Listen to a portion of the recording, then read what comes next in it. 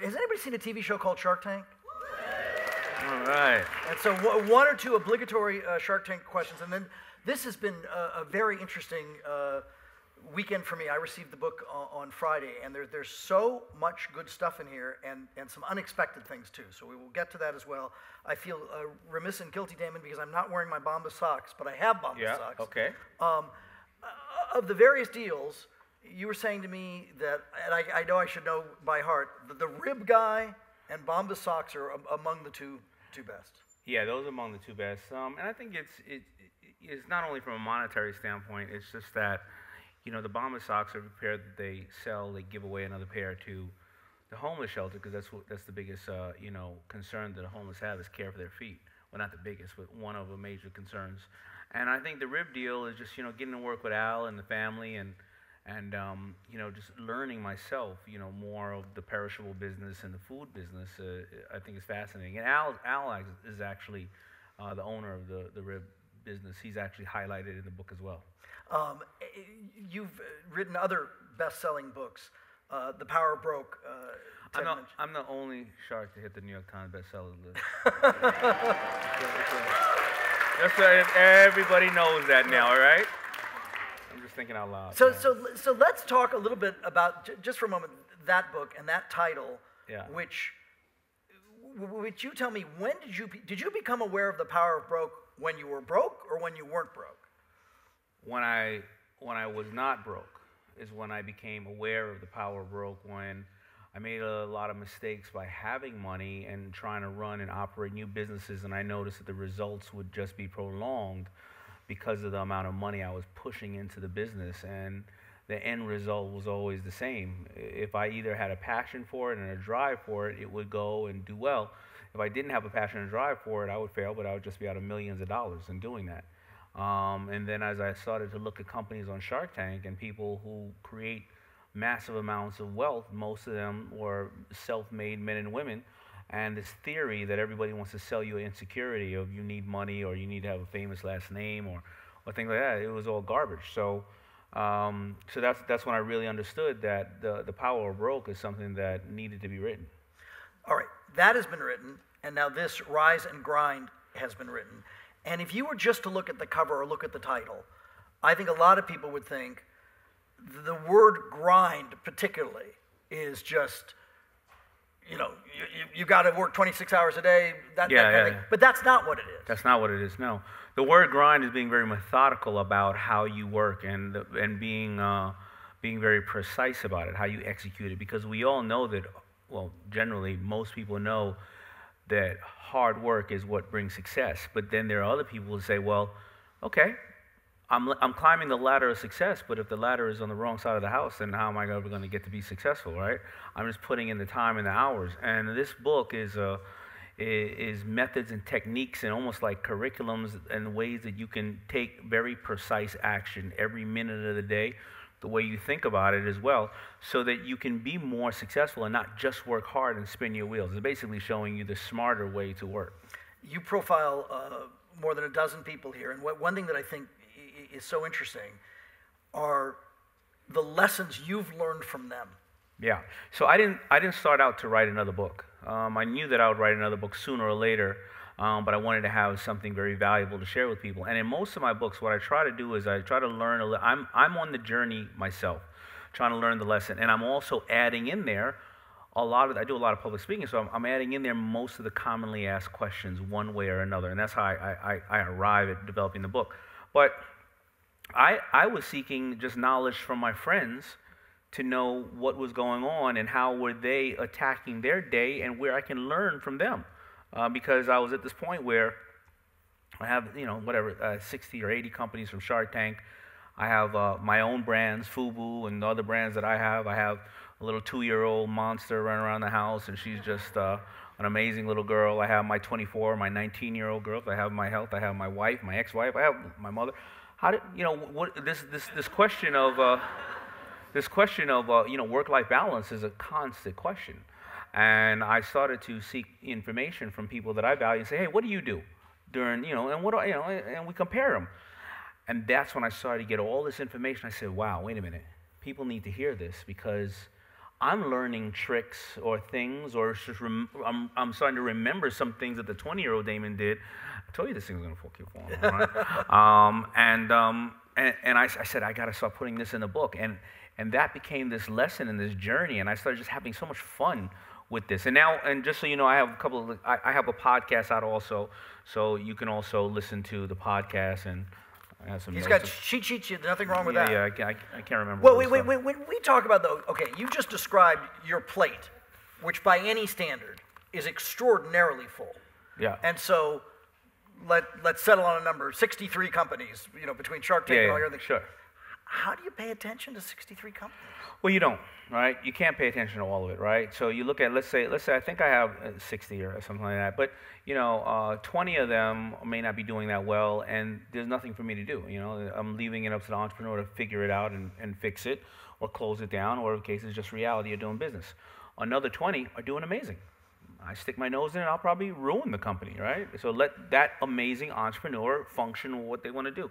And then you have the middle 20 that I have to, kind of help, and they're in a very, they're on the fence, and they may need certain things from me. And I have an amazing staff. I have amazing people that I can give the work to, and I don't have to major and minor. A lot of reasons why people find that they're drowning is because they drown in opportunity. They major and minor. It's not the deal that.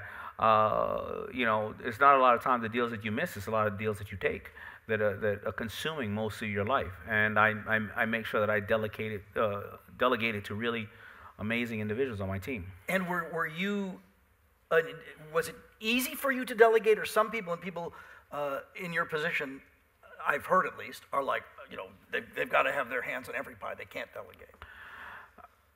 Again, this is a journey of growing up. It was very hard for me to delegate the first couple of years because I would take it personal why people may have been late to work or not putting in the hours, and I would say, you're trying to ruin my opportunity at life, and that would be the 30-year-old Daymond, and I would fire people right away. Later on, I would learn to value people and see where they're really strong at, and be able to give them the work that I can't do. And delegation is very, very easy for me now. Couple initial lessons that struck me. One we talked a little bit about this morning. How many of you every morning when you open your laptop are overwhelmed by, how do I have these 20 emails or more than that, right? How do we do that? Because I feel I'm overly burdened by that. I'm like, 20 people have written to me, I've got to write them back. Yeah. So, to sum up this conversation we had today, and we have, a good 6 minutes on TV, and we can talk a little further here. Sure. I'll get to the email thing. The bottom line is that everybody in this book executes the same things that all 15 people in this book all do the same exact thing. They just all handle them in different ways. And the way that I've been explaining it in the press and people is everybody in this book, inclusive of myself, are extremely selfish people. We're very, very selfish, and selfish in a good manner, because we know that the more we take care of ourselves and have a clear vision for ourselves, the better we can be in a relationship, the better we can be in the office, and the better we can be in the community. And so let's look at how your average day goes. An average person's day is that they wake up, and as much as they're telling the kids cut the phones off at the dinner table, they wake up, they don't even kiss their spouse. They look at emails. And the minute you do that is the minute that you're answering everybody else in the world's problems. You're giving yourself to the entire world, and they have now given you a job, right? And then you wake up and you look at Instagram, of course, or social media, and you get depressed. Because everybody on there is cuter than you, and they're having a good time, they're richer than you, they're on vacations. No, they're miserable bastards too, so don't let them lie to you, right? You get caught up on there, right? And then all of a sudden you realize you're late for work, and then you throw something in your body that may not be the healthiest for you because you're on the run. You kiss your kids and say goodbye, and your wife or your husband, you say, I'll see you later. You never see them later. They're asleep when they get home, or they're running around doing their life, right? You get in the car and you listen to the news, and the entire world blew up, right? Then you get to office, you start working with your staff or people you work for or whoever it is, And then, you go home and, you're so worried about what happened during the day. You never get time for yourself. And everybody here finds time for themselves. They wake up in the morning and, like I shared with you earlier today, Chris Sacca says his inbox is his offense, his outbox is his defense. He will not answer any emails for the first hour of the day. He'll send out emails. Because, let me tell everybody else what to do, but don't tell me what to do. We won't look at Instagram. Most of these individuals will go, and he's the one who probably, I think, created the Instagram deal. He won't even do that. Most of these people will put a healthy piece of nutrition in their body, and then they will put some type of adrenaline in their body, whether they do 4 sets of 25 push-ups, whether they go out and take a walk, whatever the case is. After that, they schedule time to be with their family. They schedule time to call their mother, tell them they love them, make sure they're home with their family. One of my friends, he takes his daughters every month on a date. He has 2 daughters, and he takes them on a little date. But but most of the other people, they're on everybody else's time. They don't schedule time with their loved ones because they feel that it's impersonal, right? And they feel that it's cold. But if you don't do that, then you're on the train schedule, you're on the schedule of the conference call, the schedule of the meeting, and the 8:30 dinner reservation you have to get to, but you never put these other people as a priority. And what they'll further do after that is they'll make sure that they find a place to think about their goals in life and what they want to be. Some people in the book say, I want to write my obituary every year. How do I want to be remembered? Other people like Tyler, the Creator, a young kid, he sits up in a tree and swings his legs. Santana wakes up in the morning and thinks about all the things that he values in life, and then it prevents him from thinking of the challenges that he may have. Too many people don't do that. Everybody else gets up and you sit there worrying and you forgot who you were. Right? Up until the age of 18, you were somebody's kid. Then all of a sudden, you were yourself for a little while, and then you were somebody's husband, wife, or mother, or grandmother, or grandfather. You don't become yourself, and you don't remember who you are. When you use the word selfish, I think, there we go. Thank you. Yeah, thank you. My initial thought to that is there's 4 waters here, and you're going to grab all 4. Right. Now, my explanation of selfish, I'm glad you asked me, is I've been telling people it's Michael Jordan. He didn't go to everybody else's practice and cheer them on. He became the best player he could be so that he could be the best contributor to the team. And you have to be selfish. You have to set your own goals, too. I practice my goals in various different ways. Or in the book is in various different ways. I practice my goals one way. I have 10 goals that I read every night before I go to bed and every morning when I wake up. And 6 or 7 of them expire in 6 months. The other 3 expire in 5 years, 10 years, and 20 years. So that gives me my vision of where I want to go, right? And I read them before I go to bed, so they're the last thing I think about when I go to sleep. And I read them when I wake up, so it's the first action I take. Somebody else in the book or on my podcast, I think Barbara says, she does another thing. She puts her goals in A and B, has to and would like to, so they're not overwhelming. She breaks them up. And she'll knock out the A's, and she'll hopefully get to the B's. And when she knocks out the A's, the B's become A's. And then she sets up a new set of B's. Somebody else said they write down a list of everything they love in life and everything they hate in life. And everything they hate, they try to outsource or get the people away from them that are creating that hate or that anger for it. And they keep focusing on how to do the new things, right? And you'll figure these things out, but everybody in here sets different ways of accomplishing that. So Kyle Maynard in here, he sets a different set of goals. The man was born with no arms and no legs, and Army climbed Mount Kilimanjaro. I mean, think about that. That's a different set of goals, There's such an eclectic group. You start off with Catherine Zeta-Jones, and get into all these different. And was that the idea to find this varied group in lieu of, I think superficial definitions that we have are, people who are rich or people who are famous or people. Well, the idea was for me to talk to as many people that can give me more knowledge on things that I could do in my life. But then as I started writing the book, writing it and bringing it together as a book, I know the definition of money.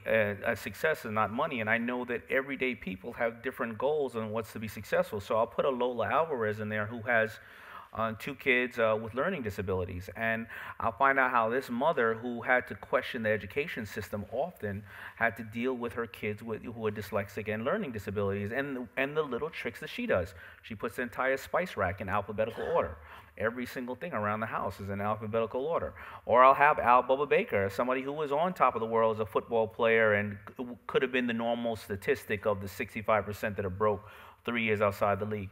And I started to put this together because I don't want anybody to feel like there's just one, everybody who's successful are these artists and musicians and sharks. It's not the case because, I think people way more. I think people who are stopping human trafficking or saving our little furry friends on the planet, I think they're just as successful as anybody else. This is a word that is mentioned in the book, and I think has come into vogue more and more in the last couple of years, this notion of purpose. Your purpose, and a purposeful life. Yeah. Again, it's going back to living the dreams and living the wishes of other people that are the things that take us over. And you look at new businesses now, one of the top area of new businesses being open are opened by empty nesters. And it's usually opened by empty nesters because they lived for everybody else, and now they have money or time where they can follow their real dreams, and they realize coming to this part of their life that what's life going to be if I never did what I wanted to do, right? So purpose is the real thing. I mean, as I found FUBU, it was because of purpose. I thought that FUBU maybe would be a boutique that my friends and I could make a couple of dollars in and feed our families, but as that purpose grew more and more and more, it became a global brand because I loved going to work every single day. I loved doing what I was doing. And there's probably nobody here who, if they could, put it like this, the best way to talk about a company, an entrepreneur, intrapreneur, is a parent. A parent is like an entrepreneur and intrapreneur, right? You have a beautiful kid or a family, full family. I don't care what books you read. It will never predict everything that you have to do. And a true mother and father, they act, they learn, and they repeat, and they figure it out. When they have a problem or something like that, it's not a problem, right? It's their child. They don't give their child up for adoption, right? When they have a problem. I mean, Kevin O'Leary would, but most people wouldn't do that, right? So, and then you know your purpose, and it's the same thing when you run a business. It's just like having another child. You reference FUBU, and in the book here, his first name escapes me, but Mr. Lee, who Brian, came up with LegalZoom, works with Jessica Alba now. Came up with LegalZoom. He created Shoe Dazzle, and then he's the force behind Honest Company. Honest Company, and basically you draw a parallel to a degree. For LegalZoom, he cold called Robert Shapiro. Yeah. And actually got him on the phone. Caught him on the phone. And you talk about how LL Cool J started wearing FUBU. And was that the big demarcation that put it over the top, or helped you put it over the top? Yeah, and I cold called him. I just kept knocking on his door and kept trying to figure out ways to get him to wear it. 100%. You just got to go for it. And I think sometimes people, and I find this as I get older, there are cold calls I would make in my 20s that I'm almost embarrassed to make now.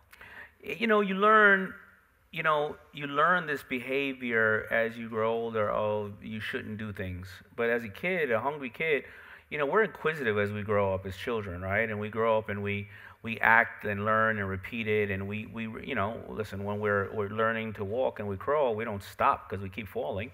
We just keep doing that. And as you grow older, you see so many things around, you get so much fear. You know how kids don't have any fear? They jump in the water, in the ocean, they'll do this and that. And it's just a learned behavior, But if you're around a lot of like-minded people who are saying, go for it, don't ever stop, then you're never going to stop. I'm around like-minded people. I don't know the word stop. I don't know the word no. I don't really know what no is. A no is an absolute maybe to me. Okay. It is. Good. Very honest, it is. All right, we learned from you that Kevin O'Leary may sell a child if it benefits him. Yeah. Barbara is part of your podcast, and I hope I'm not telling tales out of school. You said to me when I asked, who's the, present company accepted, who's the smartest shark? And you said it was Barbara. Because I think Barbara comes from things with a very common sense approach. Listen, really, I joke about those idiots, but they're all brilliant people. I learn from them all. Barbara's she's just crazy, but she's a really brilliant person, Yeah, so she's on my podcast. I don't know if we edited it out or not, but and I know we're in a room full of adults.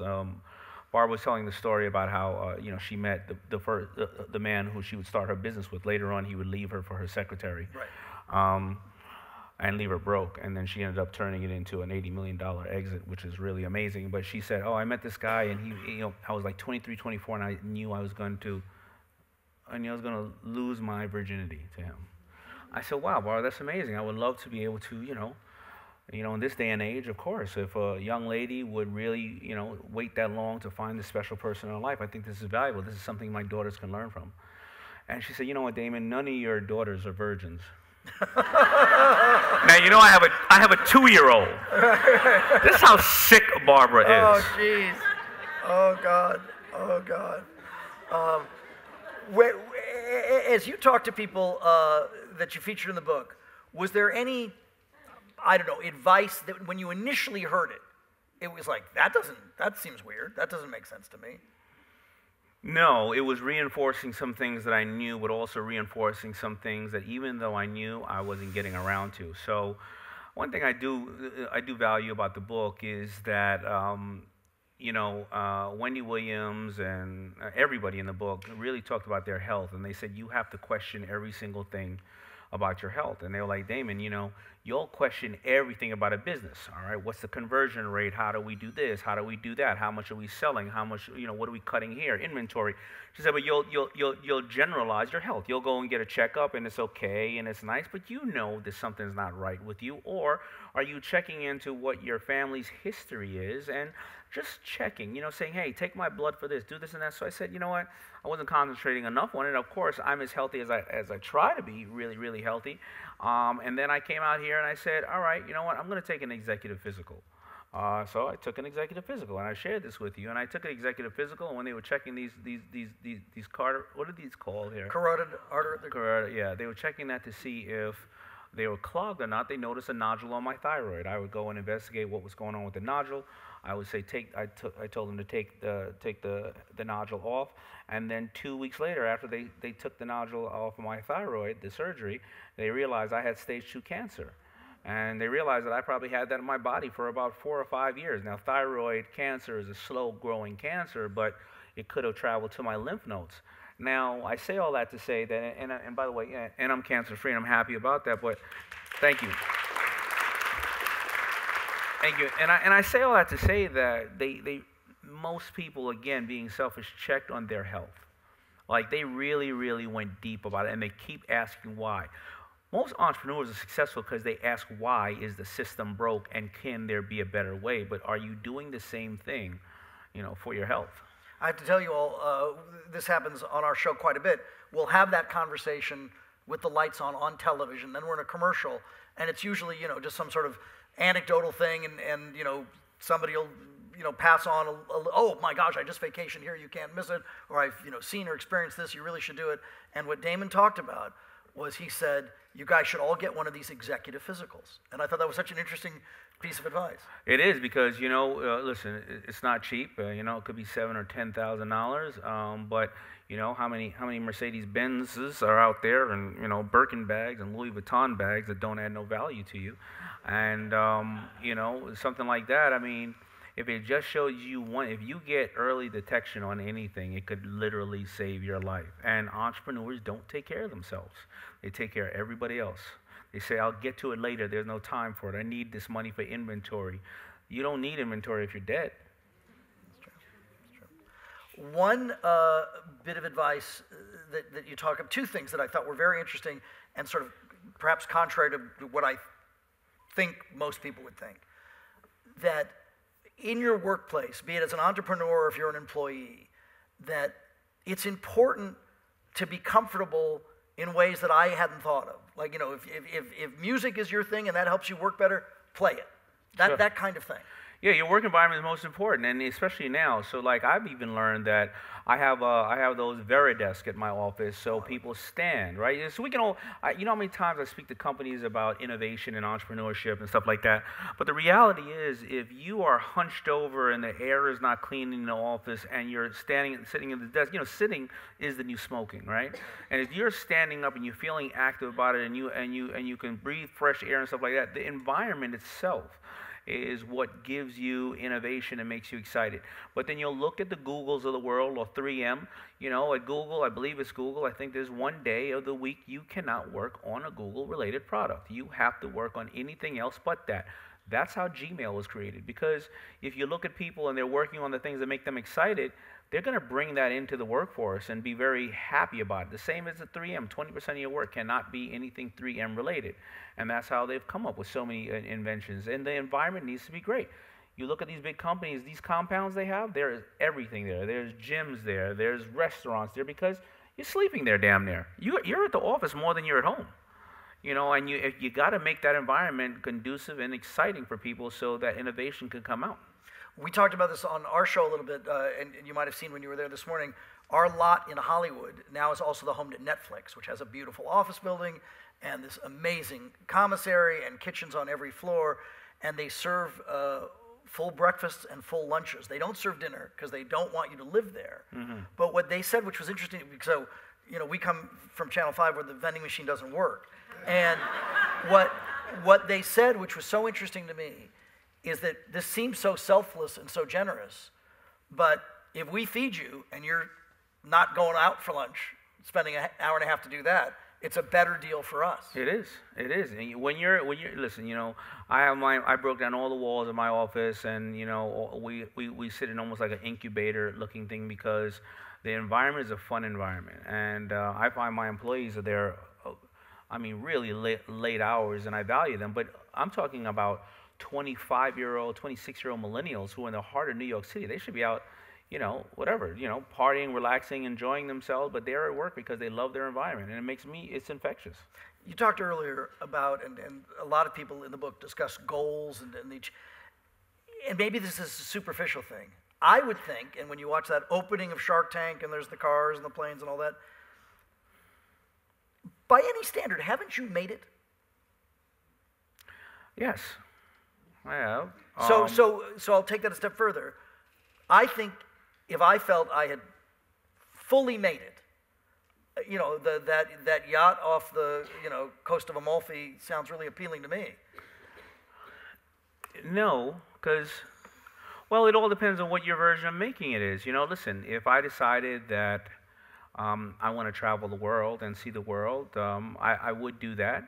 I don't know. I just love what I do, and I'm a workaholic. And if I retired now from doing business, then if I was saving sea turtles, I'd be working 24 hours on saving the little sea turtles. I don't know how to do anything else. And you know, you look at people who have made it, but they made it in different ways. They're out there going to orphanages and building wells in third world countries and seeing life change, or helping people from vicious and nasty situations, or being a criminal attorney who tries to get people out of jail who are wrongly convicted, right?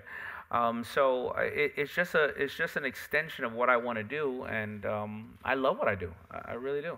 And you do it so well. But it's interesting because I think initially a word like selfish seems bad. A word like workaholic seems bad. It's only used in the context of making sure that you're the best person that you can be, so you can add value to everybody else around you. You know, a mother is selfish in a good way. A mother is selfish, and she doesn't want anybody to, and a father too, right? Of course, right? They don't want anybody to wrongly judge their children. They want to make sure they get the best education and are always protected in life, and that's what they should do. And that ends up making those children, hopefully, contributors to our world and being amazing. My mother was a very, very selfish woman, and she made me who I am. Do you? I think some people talk about this, and this is referenced a little bit in the book. From that power of broke, coming from a very loving and supportive mother, but with not a lot of material goods or big bank account or anything. Do you operate at all from fear? No, not any longer. Any longer? That's the thing I was thinking of. Did that leave you at a particular point? It did, and I think it left me. It left me when FUBU went down, and my fear was that I wasn't going to be able to replicate what I had done, and that I would be somebody who was a one-hit wonder. And then I took inventory of myself again personally, and I said, I wasn't a great designer. I now have the ability to manufacture and distribute, and I also I'm a great marketer, right? And I looked at my assets and what I had, not in regards to anything from finance. I knew a good amount of people, and this and that. Then I acquired a brand called Coogee and a couple other brands, and then I started to do well with those brands, and then my fear of being a one-hit wonder went away because I saw that I can replicate. I was just selling cotton, right? I was just ripping one name off and putting another name on, all right, and utilizing my strengths. And probably that's the last time I had any other fear. Other than that, the only other fear I have is that I'm not, I make sure that I'm extremely knowledgeable about my health because I want to be here, to walk my girls down the aisle, my 3 little girls down the aisle. But other than that, there's no other fear that I have. We're going to open this up to questions in a couple of minutes, but before we do, one thing that I noticed, there was an initial book signing in a room off to the side here. And I don't know, Daymond, is this the blessing or the burden? Because it seems to me a lot, and it also speaks not only to the success that you've had, but the overall power, I think, that still exists in television. People are pitching you all the time. Yeah. And what's your thought about that? Well, one part of my thought is that, they're just pitching me because they're trying to find a little bit more information on how to be able to provide the best they can for their family, right? And if I had the opportunity, I would pitch me as well, right? Why not? Just take a shot at it. My other thought is that I don't have the answers for everything, and if I knew everything, then FUBU would be Ralph Lauren or Nike. And when people pitch me and they're giving me things or they want advice from me, if I really don't know enough about their information or their business, I'm doing them a disservice by giving them some general quick answer. And I'm afraid for a lot of those people sometimes that pitch me because they have so much hope in what they have that the bad people in the world will take advantage of people a lot of times because they'll just tell you what you want to hear. And there's a lot of people out there that make money off of people's insecurities. And they tell you that you can't do this, you can't do that, but if you give me $1,000 or $10,000 or $20,000, I have it for you. I want those people just to know that, it's really going to be you at the end of the day that's going to make this thing happen.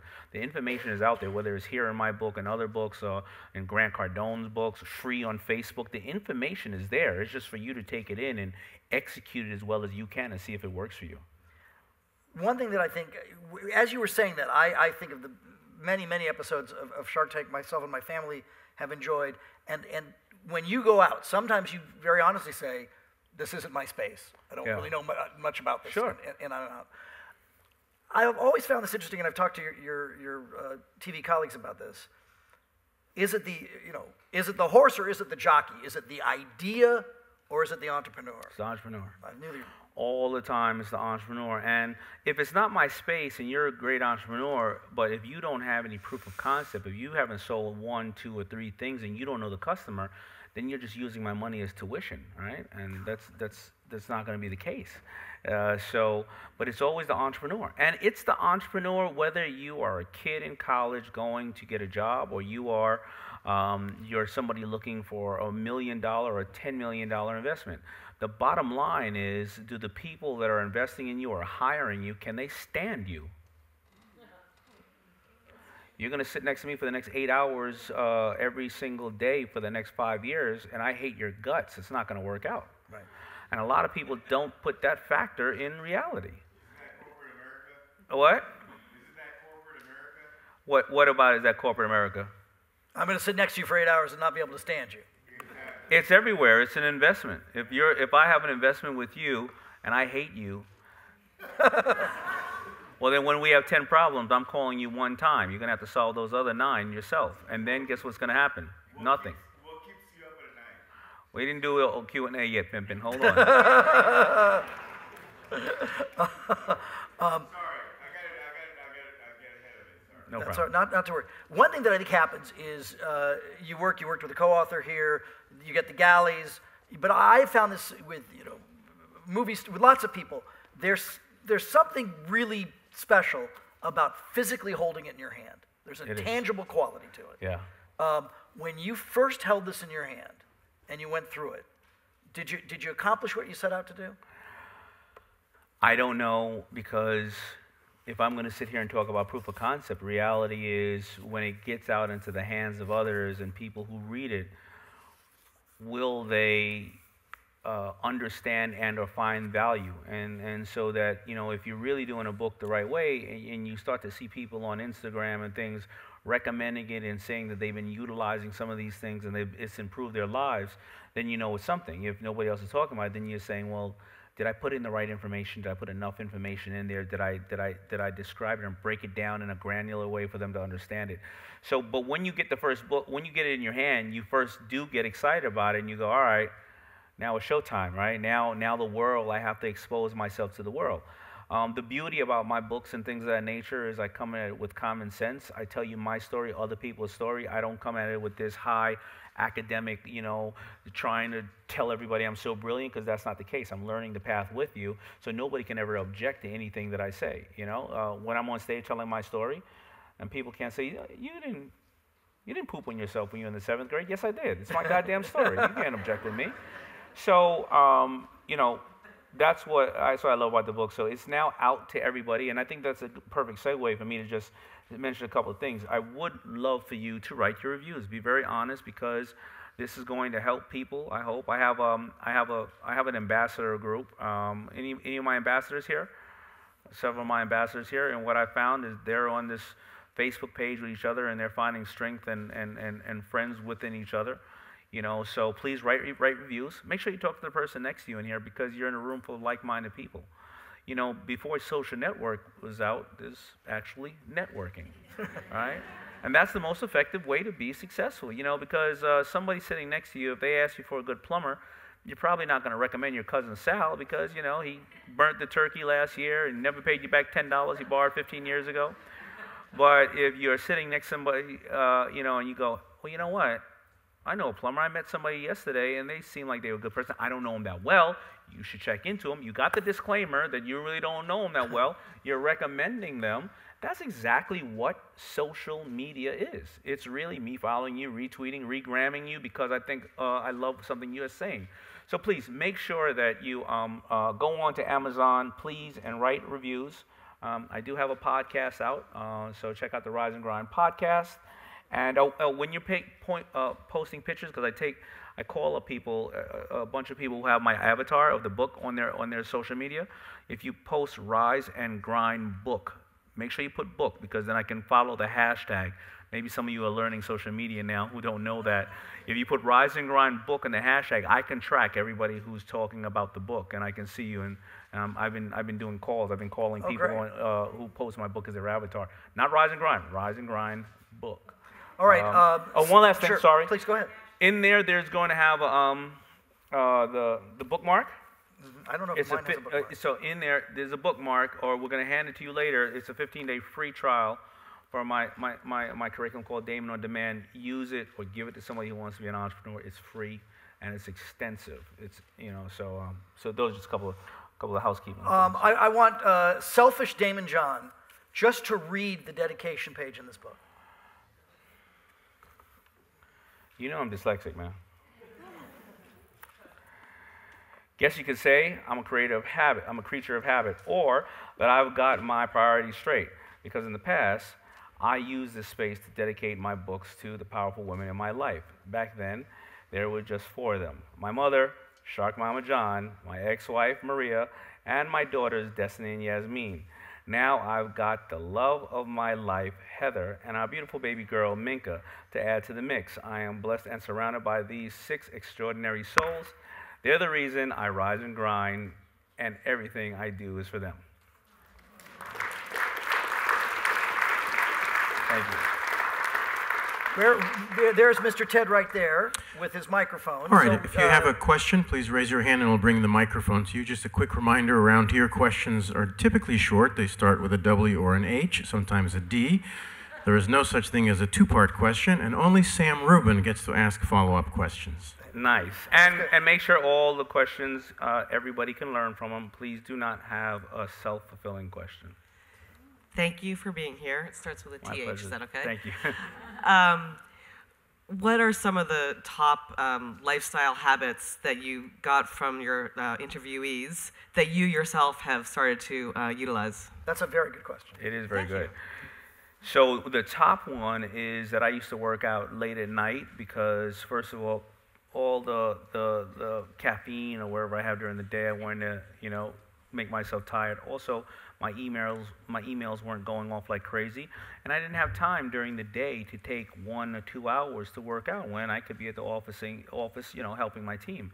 I started working out during the day, and I looked at it over the course of a month, and I became way more productive than I ever was. It saved me 2 full days because with the adrenaline, I became more productive, and when I went to work, I just would be, I would just knock out way more things. So I thought about it, and I said, you know what, the 20-year-old Daymond John used to work out in the morning. I stopped doing that when I was about 30, 35, and now I'm back to doing that. So that's one of the most productive things that I've learned from the book. And everything else was a lot of things that I reinforced, but then, of course, the health thing was another thing where I made my priority in life to check into my health. I interviewed Jenny McCarthy, or she interviewed me. She says, on Valentine's Day, she makes all of her most important checkups and follow-ups because she wants to prove to herself that she loves herself, right? So, so the health thing, digging deep into my health, and the working out and putting adrenaline in my body earlier in the day were the two things. So Daymond, for that workout thing, is all things being equal, is there a kind of a specific time every day? My optimum time to work out is? No, it's when I first wake up. So if I'm on the road, I'll try to just, do a bunch of push-ups, like 4 or 5 sets of push-ups. If I can go to the gym, I'll go to the gym. And if I'm in a great place like California, I'll go outside and I'll walk or run outside in California. So it all depends, but you got to just find a way to do it. Now, I was sitting there complaining the other day because I blew my shoulder out doing something. I was like, oh, I can't work out. I read the book again. I was like, Kyle Maynard has no arms or legs. And I'm making an excuse because my shoulder hurts. Right. Good lesson. Go ahead. Hi, Daymond. I had a question. I started a Rise and Grind book club and meetup. I was wondering if you can be my first follower on Instagram, and I can get a picture for you for my Instagram post, for one of my Instagram posts. Of course. Absolutely. But you know what? She brings up an interesting topic to me. The social media stuff, when the TV station told us, I would say 5 years ago, you have to do this. Yeah. I'm like, I'm not in college anymore. Why would I even want to do it? Now I actually like it because I think it's that notion of close to the customer. Mm-hmm. How valuable do you think it is? Is it inflated in terms of its value? Social media? Yeah. I don't think so. I think it's very accurate. I think that your analytics are there. You could touch the entire world at your fingertips. If you are, when I went on to try to understand where FUBU was, I didn't look at the people who followed FUBU. I hashtagged the word to see what people were saying who didn't follow FUBU. And I would notice that they were incorrect about a lot of things. First of all, they thought that the product out now was ugly and nasty when we haven't made product for 10 years. They thought that it was only a bag of jeans when we made, accurate size fitting clothes in Europe. It was the American customer that wanted that, and they thought we sold the company when that was inaccurate as well. So then I knew how to go out and make collaborations, or like I have one with Puma right now and all the other brands, because I knew what the sicknesses or the taint was on the brand, and I used that by social media. You don't need focus groups anymore. So you also can talk directly to your customer, and you can know their analytics on your customer. Back then when we watched TV, we were wondering how many people were watching at 18 to 35, and now you know exactly who it is purchasing the product. And when they have a complaint, they can get on social media and you can address it immediately before it grows out of control. And you can hopefully make another fan or another supporter out of it. So I think social media is absolutely incredible. It's amazing. Oh, hello. What are some of the main benefits of having 60 companies versus just 2 or 3? And do you cross-brand with all of your 60 companies, or you keep them completely exclusive? Well, really great questions. The advantage of having so many companies, and remember I told you the ones that are working, is you start to find out what's working or not and best practices that are working today. You see what's going well, and you get to apply that to ones that you find more valuable or more opportunity. The bad part about it is, you should really focus on 1 or 2, right? If you spread yourself too thin, then how can you really maximize anything? But I took on the role of being on Shark Tank, and that's what comes with the job. We don't cross-pollinate too many of our companies because it's very hard to tell other CEOs what to do, and if it goes bad, the downside is way more than if it goes well. Because you don't want anybody pointing at you saying, you made us do something, it was a wrong decision, we don't like it. I like to allow these people to run their companies. Ted, I lost Ted. I like to stand. There we go. Hi, my name is Aja, and I'm a 20-year-old, and I'm an entrepreneur. I've been in business for about 5 years, and my question pertains to us new generation of entrepreneurs. What would you say is your best advice for, the race versus, the marathon in regard to staying in the industry and maintaining that same drive and dedication throughout the years? What is my advice in regards to going through the long haul? Yes, we find ourselves, I know myself and other young entrepreneurs, we're so excited and we're so driven, and we're willing to work 24 hours a day, 7 days a week, to achieve our dreams. And what is the defining, moments when you do reach that point, to keep continuing and keep going, for the long haul, especially when you start out at such a young age? Yeah, it's really a personal matter, personal decision. I can't give you that answer. Some people really feel that they want to work 24 hours a day on something, and some people, want this balance of life where there's time to create a family and things of that nature. I think Barbara said she didn't have her first child until she was in her 40s because she knew that she had to dedicate herself to this. Other people feel like the whole reason I'm living is to have a big family, and I want to create my family in my 20s, and I'm going to find time to work, but more importantly, I'm going to have my family. So again, these are very personal decisions, and there's no one formula. But I noticed that in my book, the subjects that I followed, most of them did not start any type of families until deep into their 30s because they felt that they couldn't be the best parent or husband when they were dedicating themselves to their job. And then they made it a point after they got to a certain level of business that their family was more important than the job after they created the family. So, sorry. And where did Ted go? Right here. Okay. How'd you learn not to cut corners? I'm sorry, I can't see you or hear you. There you go. What's up, little man? All right. How'd you learn not to cut corners? How do you learn not to cut corners? That there may be an easier avenue. Oh, I don't think I've ever been asked that before. How did I learn not to cut corners? How can you not? Is there too much of a temptation to cut corners? No. I guess I learned by all the things that have been productive for me. I was in it for the long haul. I don't know. Maybe it's just the way my mother brought me up. She made me work and learn everything that I had to. And I think maybe that when you have a company or things, it's the work, it's the hard work and the preparation that make it valuable. It's the building of a strong foundation or base. So if you cut corners and build something on a shabby foundation, then it's going to crumble. So I've never been a person about cutting corners. There's just, I haven't seen it really work for anybody. Well, I was going to say now, it circles back to social media. You're held accountable very quickly. If the sweatshirt falls apart. Yeah, I just have not seen. Put it like this, maybe another way to say it.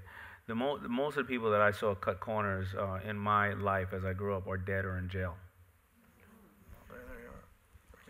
Hi, what's the biggest obstacle that you have faced and how did you overcome it? I think the biggest obstacle I faced was not knowing what I didn't know and trying to seek people who can give me the information because as I was 18 or 19 or 20 and trying to start FUBU, I said, how do these big manufacturers do this? How does Ralph Lauren have shirts in every store around the world? Like, where do I even start? I don't know anything about fashion, making patterns, or dyeing clothes, or manufacturing in factories. It was so daunting to think about all these things that people do, and that was my biggest fear. And I had to just start taking one action by one action, and it started to slowly unravel. And I would blink my eyes, and 10 or 15 years would pass, and I would be one of those people that I wondered how those people got there. But it was just not knowing what I didn't know was very scary. There we go. Way in the back. Hi, Daymond. I have a question about the initial startup. If you've got all the funds that you need to actually bring a product to the market and you just don't have the know-how, and maybe it's a sum of a couple of $300,000, and you knock on these different doors of individuals that are saying they're going to help you brand your product and get it to where you can't be stolen from you, and then you go into these meetings with them, and there's always this opportunity where they're getting you to sign this and they sign that, and then they actually ask you for everything you've got as it relates to your idea. How do you get around that? If you've got your own funding, you just need some know-how. You just need someone that knows how to get this particular product to the market that's like a shoe-in. It's an automatic win. I just need some assistance in getting into the market, and it's not money. You know, but that's what I was saying to you, though. You know, you're the one, you're the type of individual that people are going to sell you that dream. You have to learn yourself how to get it to the market. Wait, is the gentleman sort of, I think you referenced this earlier, vulnerable to being taken advantage of? It is, because the crooks are working twice as hard to get your money than you are to, you know, to be able to put it at the right place. And I had to learn marketing and branding and product placement and manufacturing and shipping and billing and everything else like that, so that in the event I do hire people, they wouldn't either have the keys to the car and I'll never be able to drive it because they'll threaten to leave me, or they were never able to take advantage of me, or not never. I mean, you're always going to get somebody to take advantage of you, but they wouldn't build a $100,000 website when I know that I only need a $1,000 Facebook page, right? So whatever you're trying to find people in that area of, it's really worth it, man, to spend that year or 2 years understanding yourself and building yourself. And I know that's not the greatest answer. You got to learn it yourself, man. You can't let it, and, you know, as we're talking about this thing as a child, you can't just let a babysitter or a nanny raise your child. You know? Two more questions for Daymond. So this one and then one more. Hi, Daymond. So I wanted to know, what would you, or in your experience, how have you overcome either fear or procrastination? Because I feel like they can sometimes work together against someone who has a goal or some kind of aspiration. So what have you done that helps overcome, or your colleagues or mentors have helped you in that way? It really goes into my goal setting and the way that I execute my goal setting. When you are setting goals, you have to also do the path of execution. It's not just you know, I'm going to get to $10 million this year. It's not that. It's I'm going to get to $10 million this year because I'm going to open up 7 more accounts. I'm going to open 1 a day. I'm going to decrease my cost of whatever and increase by doing this. And then you read the end goal you want to be. So what it does is it prompts you to take a step every single day, whatever it is, whether it's picking up the phone, doing some homework on something, calling a colleague, launching a new product. So you have to be very clear on your path to doing it, and that's what goal setting does. So that's what I've learned. See, you know, goal setting is like a plane that's on autopilot. A plane that's on autopilot is probably, of course, 97% of the time. It just keeps correcting and keeps coming back to course because of the autopilot. And that's my technique. But you'll find other techniques in here that people who knock down things. You know? And our final question for the evening. Hi, Daymond, Tom Costello. How much do you attribute social media to your success versus what you talked about earlier, the hustle and grind of just getting celebrities to wear FUBU, to wear your product? You still hustle now. You talked about social media a lot, so do a lot of celebrities, because it's just such a great way to meet people. So how much of your success do you attribute to that just versus everything else you've done? And well, social media is fairly new in my life, right? Social media is, you know, I've been into it deeply for maybe 4 or 5 years. It's a small portion of my life. So whatever success that I have is due to, you know, everything from the day that I was born all the way up to, you know, 10 minutes ago. Social media is just another aspect of my life. But what I try to tell people about social media is not just social media, it's just technology. You know, I just try to explain people, the reason why I harp on it a lot is because a lot of people look at social media as some place to look at funny, stupid videos, right? But you know, social media is the thing that will get you aware of technology in general. And because if you don't know technology today, you're going to be in trouble. I mean, there's going to be, as my friend says it, there's going to be blood in the streets tomorrow if you're not aware of what's going on with social media and technology. You know, and I know a lot of people who are not going to have a job and or a career soon because it's displacing every single thing. So it's not something that you take lightly, but if you learn it, I'll give you an example, and it's probably the best example I can give. If the #1 job for males in this country is driving machinery and heavy trucks and everything's going automated, they're not going to have a job. And those highways, the trucks are not stopping off to pick up a Hershey bar or anything else like that. Those stores are not going to be there either. So what are you going to do? What's going to happen? If the #1 job in this world in this country for females are executive assistants, and everything is getting smarter from the phone to the TV to all these services and these apps, then they ain't going to have jobs either. But if you understand social media and technology, like a woman that we hire, several of our virtual assistants, she's 60 years old. She's been an executive assistant for 40 years. She can do this thing in her sleep. But what does she do? She stays home in Nebraska. She makes up the hours that she'll be a virtual assistant. She gets to stay home with her grandkids and her 8 cats. She'll work whatever days she wants. She doesn't have to trek through the snow, go to the office and deal with some a-holes at the company, get a flu or anything else, and she lives the quality of life she wants to do. She's doing the exact same thing that she's been doing for 40 years. She's just using technology to create comfort level for herself at her home. So I say all that about social media, but I'm saying it about technology and everything, and by far, I'm not a whiz at it. I have a bunch of smart kids around me, but I bust my butt every day to learn more and more about it, and you're going to have to, because it's not going anywhere. Ladies and gentlemen, Daymond John. Thank you.